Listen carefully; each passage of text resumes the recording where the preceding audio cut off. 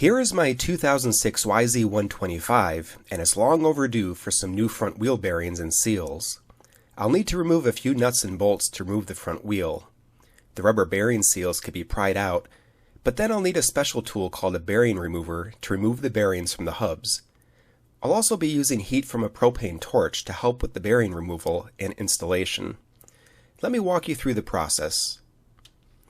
You'll need to get your bike up on a bike stand so that it doesn't fall over once the front wheel is removed. To remove the front wheel, you'll need to remove the front axle, and to do that, you first need to loosen the axle nut. Use a 22mm wrench or socket to do this. Once the nut's removed, you could use a 10mm wrench or socket to loosen the pinch bolts. You don't need to remove them entirely, but I'll remove them so that you can see what they look like.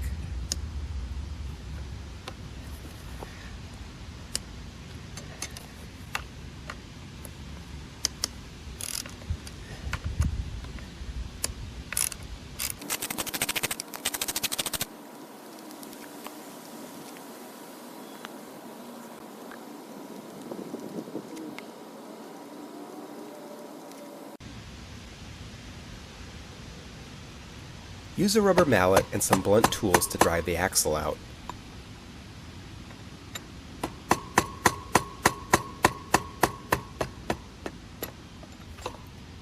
When you remove the axle, the two spacers will fall out. You'll be reusing these. If you'll be working with your wheel on a flat surface, just be careful when the brake rotor is down. You don't want to bend the rotor. Use a hook tool or a flat screwdriver to remove the rubber seals. There's one on both sides.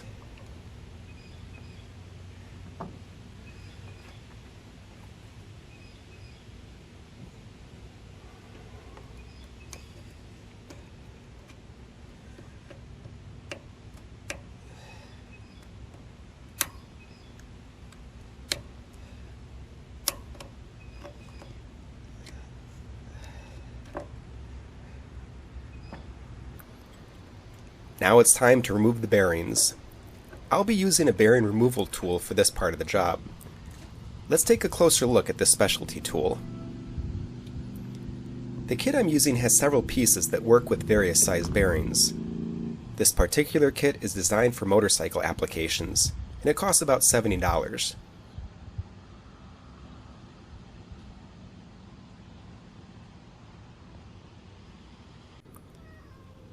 Here's how it works. Here's an old front wheel bearing from a YZ125. Now, obviously, this one has already been removed from its hub, so you'll have to imagine this one as if it were still stuck in a hub. Select the bearing remover from the kit that fits most snugly inside the bearing and slide it into the bearing. There is this threaded pin that expands the tines of the tool as you tighten it down.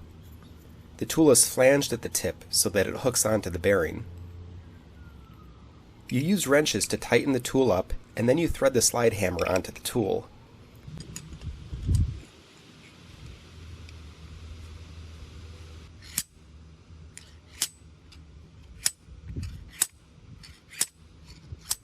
After that, you use the slide to whack the bearing out of its hub.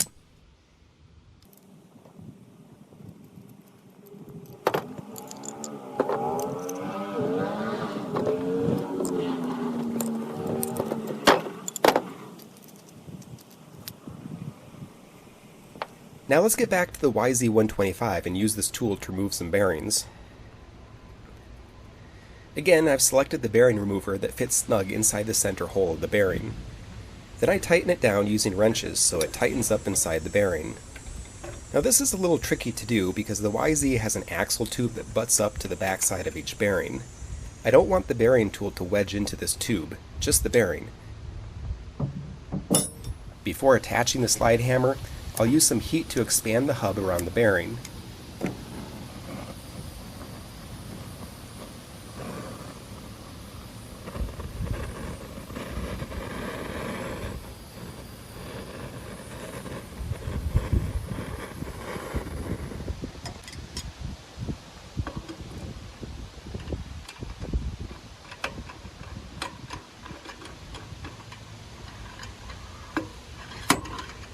Then I'll give it a few whacks with the slide hammer.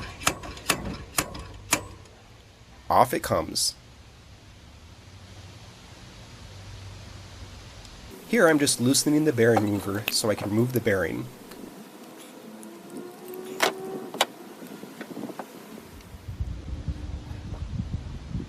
I'll follow this exact same process with the other bearing. Here's the tube I was talking about earlier. Don't forget to put this back in before fitting your new bearings.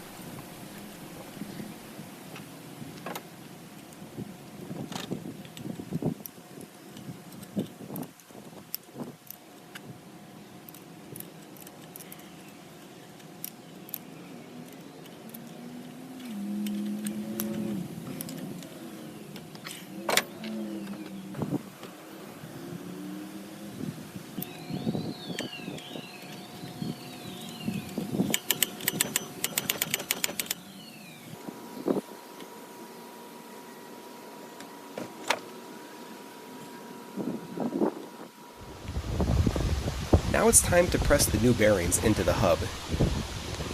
First, use some heat from the torch or a heat gun to expand the hub. Then position the bearing by hand and tap it in as far as you can using a rubber mallet. Try to keep it flat.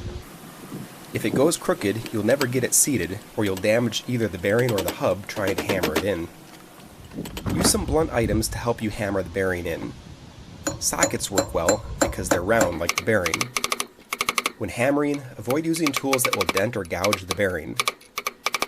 Typically, you could feel the bearing sort of popping into place when it's finally seated. You could also tell just by looking because there should be enough room for the rubber seal to fit over the bearing and fit flush with the hub.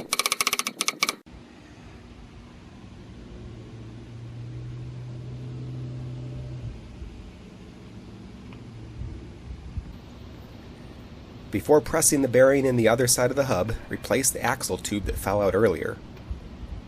The procedure for putting this bearing in is the same, so we'll just time-lapse through most of it.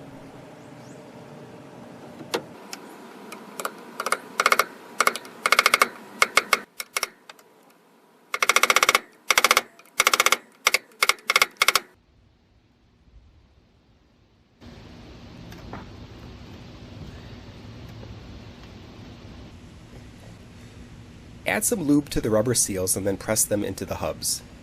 You could probably get them in just by pressing with your fingers, but if you need some help, gently tap them with a rubber mallet.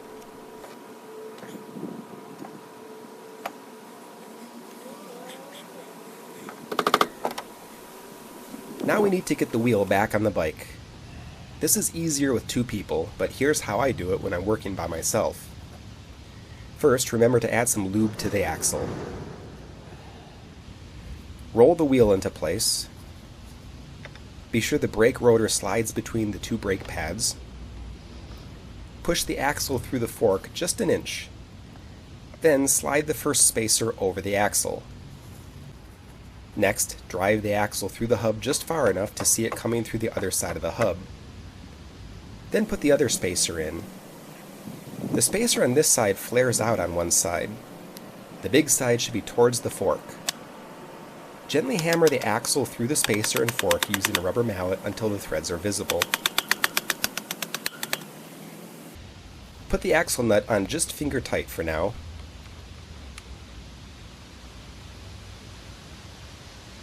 Tighten down the pinch bolts to 15 foot-pounds.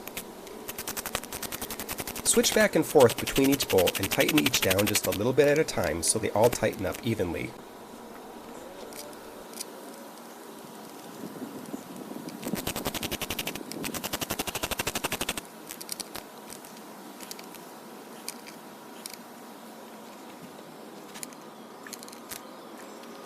Finally, tighten the axle bolt to 75 foot-pounds. Be sure to monitor your pinch bolts and axle nut every ride to make sure they're staying tight. Well, that's it, everyone. If you found this video helpful, please like it. If you have any helpful tips to make this job easier, please share those in the comments. Remember to subscribe and check out my other dirt bike videos here on Go Hobby. Ride safe, everyone.